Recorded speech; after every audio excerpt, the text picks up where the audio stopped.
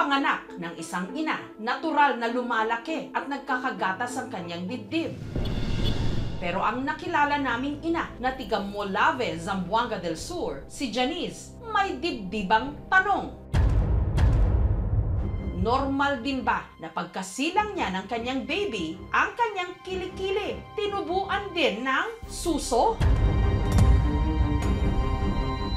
Nagulat talaga ako nung nakita ko kasi di naman usual na may pangatlong dede yung babae. Talo ako nagulat nung pagpigay niya may lumabas na ng gatas. It's kind of weird. Matambok at gaholen ang laki nito. May mistulang nipple na kapag pinisil, may lumalabas ding gatas. Masakit siya. Hindi ko na lang po ito pinansin. Parang wala lang sa akin. Curious na po ako sa pangatlo kong baby kasi parang habang paparami yung mga anak ko, parang paparami yung tumutulo. Nagsimula raw ang lahat pagkasilang ni Janice sa kanyang panganay taong 2013. Nung nagbubuntis ako hanggang umabot sa third trimester, may something sa kilikili ko na masakit. Hindi ko na lang po ito pinansin hanggang sa naipanganak ko yung baby. Yung pinakauna po yung suso ko, sumasakit tapos lumalaki. Hanggang sa after I deliver my baby, doon ko po nalaman na may something kasi bumukol po siya. Samantala, sa kanyang kaliwang kilikili,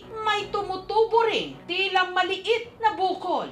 Sa tuwing sumasakit din daw ang kanyang mga dibdib, sumasakit din ang kanyang kilikili. Minsan nga raw, hindi na niya maibaba ang kanyang braso dahil naiipit ang inaakala niya ring suso. Kaya malimit, ipinapatong na lang niya ito sa sandalan ng upuan at minamasahe. Yung first na dede ng bata sa suso ko, habang nagdedede po yung bata, napatingin po ako sa right side na dito na damit, tumutulo po.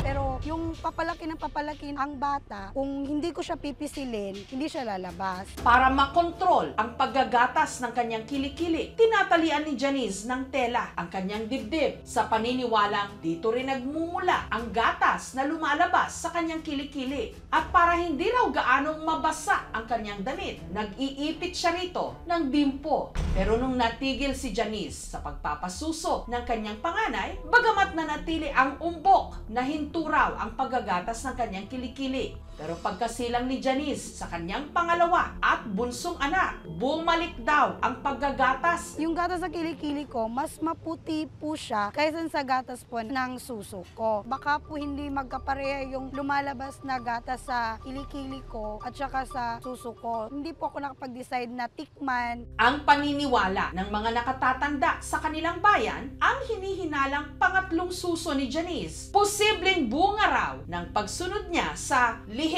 Kaya raw dumami rin ang gatas sa kanyang dibdib. Sabi nga po ng lolo ko, kaya po daw may ganito ako kasi ubod po daw ng marami yung gatas ko, kaya pumupunta dito. Asa mo na lihiman na kanang pakuan ba pasiuna nga kung manganak ang babae, daghan siya gatas ang totoy kanang magatasan dai ba para matotoy sa bata, lihidhiran o kapayas na nagina sa wala pa minatawon anak ng mga tigulang. Ang hinihinalang suso sa kilikili ni Janice, itinuturing din daw nilang swerte. Mula raw kasi nung sumulpot ito, nagsunod-sunod ang mga biyaya sa kanilang pamilya. Matapos daw ang isang buong taong paghihintay, nakasampa sa barko ang kanyang mister. Naging masagana rin daw ang ani sa palayan ng kanyang lolo't lola. At higit sa lahat, ang tatlo niyang mga anak na pare-parehong premature ipinanganak, lahat himalang nabuhay. Sulag rabi na nga makita na nimo karon o magdalag swerte, walay malas. Feel ko na lang po na lucky charm po siya kasi marami naman pong nangyayari na magaganda sa buhay ko. At para hindi mabate ang swerte, pinayuhan siya ng mga nakatatanda na ilihim ang kanyang sikreto. Gayunman, nangangamba pa rin si Janice na baka isa raw itong malubhang kondisyon o sakit. Kaya nag-message siya sa aming Facebook account. Natatakot kasi ako, baka kasi malaman ko na may something. Ano nga kaya ang tumubo sa kilikili ni Janice? Iba naman ang dinidibdib ng bukonera at stand-up comedian na si Jane. Hindi niya tunay na pangalan. Ang kanya kasing ipinaritoking mga suso, kumikirot, lumalaylay, at higit sa lahat, nawawalan daw ng hati o cleavage. Duda ni Jane, kumalat na sa kanyang dibdib ang itinurok sa kanyang pampalaki ng suso. Nararamdaman ko siya every time na masikip yung bra ko or malamig yung panahon. Dun siya kumikirot. Tapos minsan, pagka wala akong ginagawa, parang bigla na lang may kikirot. Mahapdi. Kasi ang ginawa sa akin is 4 na inject. Isa dito, tapos isa dito, and then isa sa taas. So, bali 8 siya. Matagal daw pinangarap ni Jane na magkaroon ng magandang hinaharap. Pero hindi raw niya kayang gumastos ng 150 to 200,000 pesos para sa breast implant. Mas mura siya kung tutuusin kasi ang breast implant yan ang pinakamura 75,000. Kailangan mo pa magstay sa hospital, may mga gamot pa, marami pang proseso, so mapapamahal ka talaga. Kasi dito parang instant, yun nga yung tinatawag ng mga ibang LGBT na instant ganda. Kaya kinagat niya ang alok ng dati niyang katrabaho na si Nika, hindi niya tunay na pangalan. 10,000 pesos kada bote nang ituturok sa kanyang dibdib na di umano collagen oil. So naengganyo ko, before din kasi, sumasali ako ng contest. So dati nagmi-miss gay din ako. Kasi pagka nag-miss gay ka, automatic pagka may boobs ka, panalo ka. Ang dami niyang pinakita sa akin mga picture ng ginawa niya, na ang gaganda ng mga resulta. Si Jane, kinagat ang offer ni Nika, pero nagduda raw siya sa unang session pa lang. Yung injection, parang hinugasan lang niya ng alcohol. Sabi ko, eto na yun. Oo, higa ka lang dyan. Pinahiga lang niya ako. Yung bulak may alcohol, parang nilagay lang niya sa balat kung saan i-inject yung syringe. Saka yun na, automatic tusok, tapos yun dire-diretso. Umumbok naman daw at gumanda ang hugis ng kanyang dibdib. Nung una, napakaganda nung gawa talaga. Lahat ng friends ko na-amaze kasi ang ganda nung boobs ko. Yun nga lang, sa pangalawang session, tila ayaw na raw tanggapin ng kanyang katawan ang in-inject na collagen oil daw. Lumalabas na yung gamot. Parang hindi na siya pumapasok sa loob. Talagang makikita mo na nakaturok yung injection, saka lumalabas siya, nagpo-flow siya na nagpo-flow dun sa dibdib ko na parang umaapaw. Kaya agad niyang ipinatigil ang pagtuturok. Matapos ang 2 linggo, nakaramdam daw si Jane ng pagkirot sa tinurukan niyang dibdib. Lumaylay din ang kanyang mga suso at ang kanyang cleavage unti-unting nawala. Itinawag niya raw ito kay Nika, pero matapos daw siyang payuhan nito na uminom ng antibiotic, hindi na ito nahagilap pa. Pinuntahan ko siya dun sa Marikina kung saan ginawa to. Wala na siya. Tapos sa Facebook, hindi ko na rin siya na-search. Doon ko na-realize na parang ano kayong gagawin ko. Hirap ngayon si Jane sa paglalakad, pati sa pagtulog. Mas makirot din daw ang kanyang mga dibdib kapag ganitong malamig ang panahon. Ini-expect mo na gaganda ka. Although maraming sasabihin, oo, maganda ka. Pero hindi pa ako nakakita ng pantay na dede. Kaya minsan nasasaktan din ako. Tapos hanggang sa nare-realize ko na may mali din pala ako on my part na yun yung ginawa ko sa sarili ko.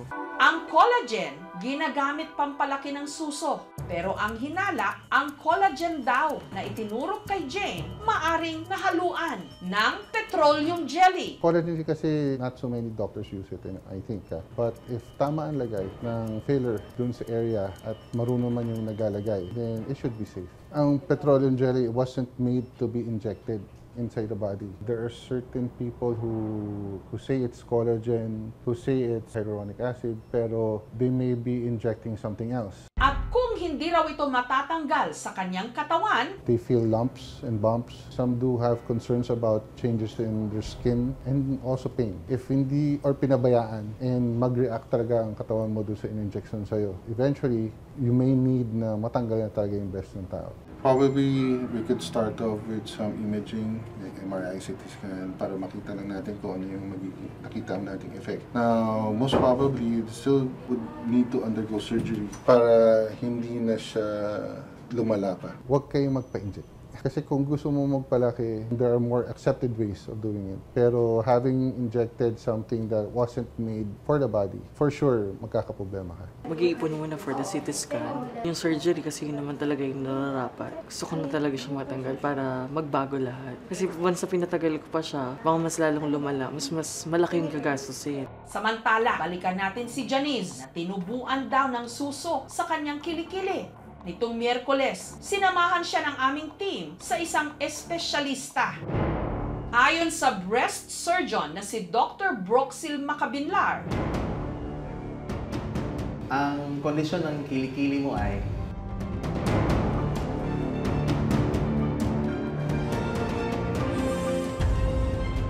Yung kondisyon na yan, ma'am, by physical examination alone, evident na yan na tinatawag natin na polymastia. Ang polymastia o accessory breast, isang congenital maldevelopment kung saan nagkakaroon ng isa pang suso sa parte ng katawan na malapit sa dibdib. During our development, sa tiyan pa tayo sa mother natin, dito sa forelimb, tsaka sa hind limb, dito nag-ano yung mga mammary line natin. So, somewhere along the migration ng mammary bud, may natira, tapos nag-develop. Tinatayang nasa 2 to 6% lang daw ng kabuuang populasyon ng mga babae ang nagkakaroon nito, bihirang-bihira.